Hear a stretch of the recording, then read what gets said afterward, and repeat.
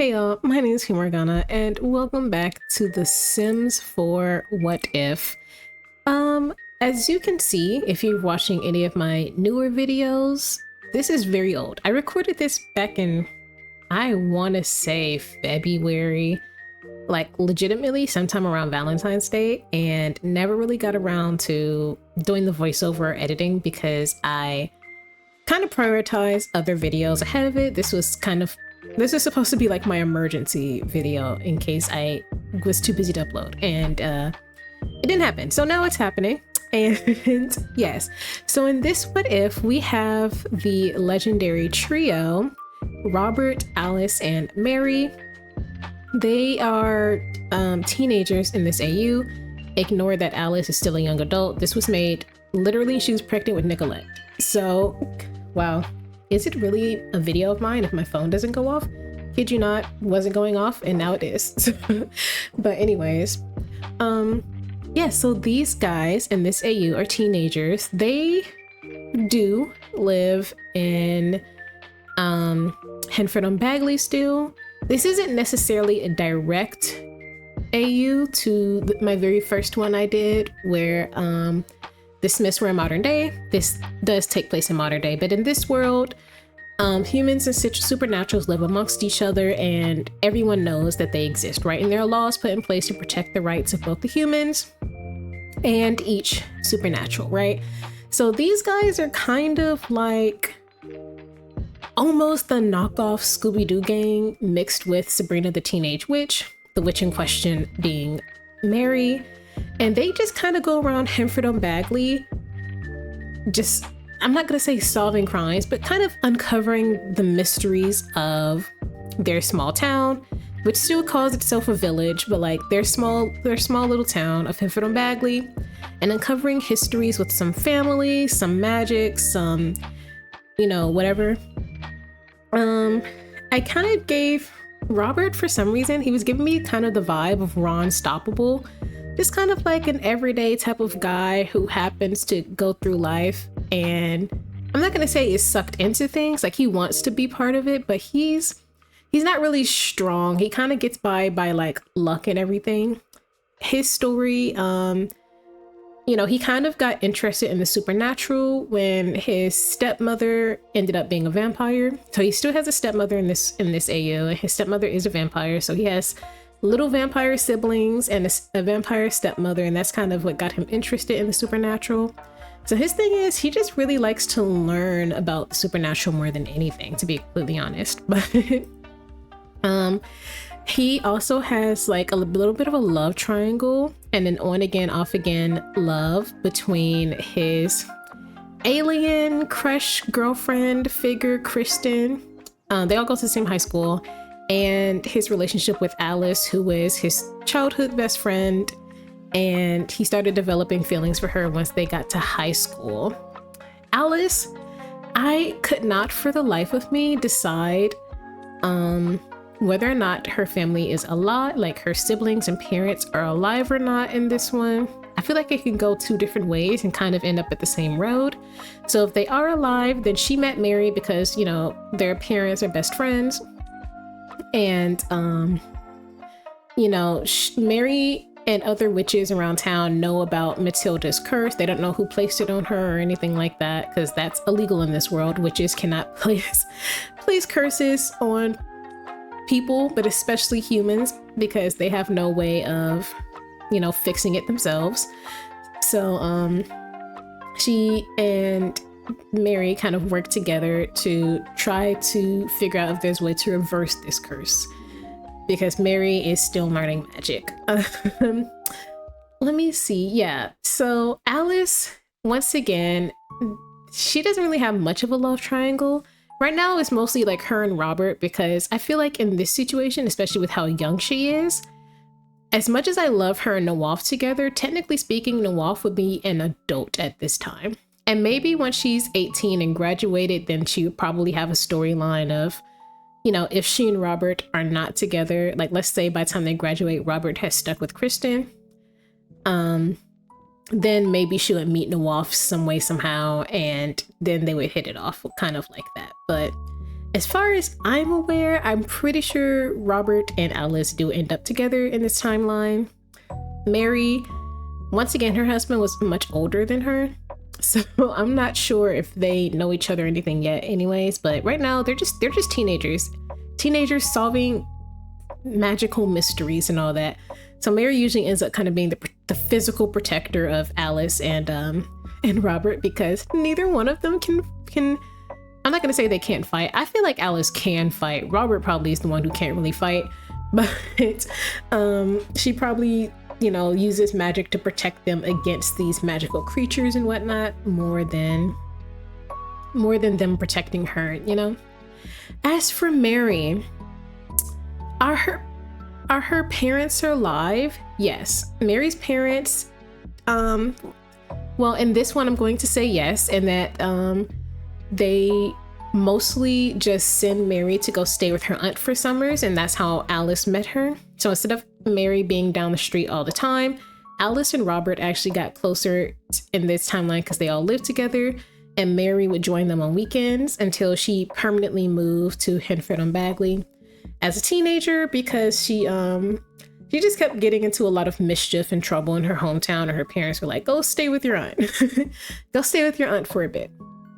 And that's essentially what happened, and how the three of them kind of became like an iconic trio with amidst all their dramas and everything like that. So Mary is just learning more magic, I suppose. She's solving small curses and everything around the village. She's learning more about Matilda's history and a bit more about the witch who put the curse on her and everything like that. I haven't said the name Matilda in so long, gosh.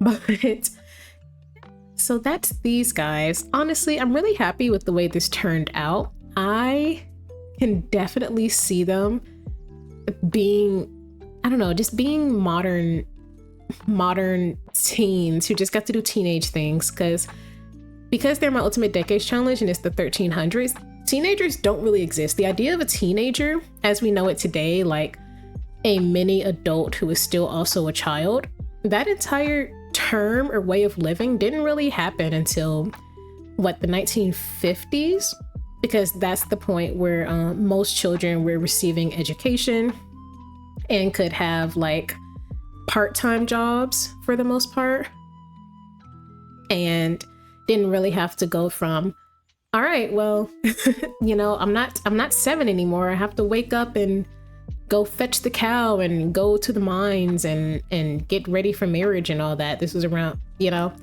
so they don't really get that luxury because they're born in the 1300s. So I think that this is really nice to see them as what they could have been, and honestly what they should have been. I think that they thrived all individually in their own way, despite everything that they've gone through in their actual timeline in the 13 somethings. But I think that this will be so much more fun. I think, you know, despite it also having its painful moments, that this is something that they deserve a lot more, just to have some fun and to just be kids running around, not worrying about, you know, who they can marry. If, you know, for the ladies, is the man they marry going to allow them freedoms, essentially, right?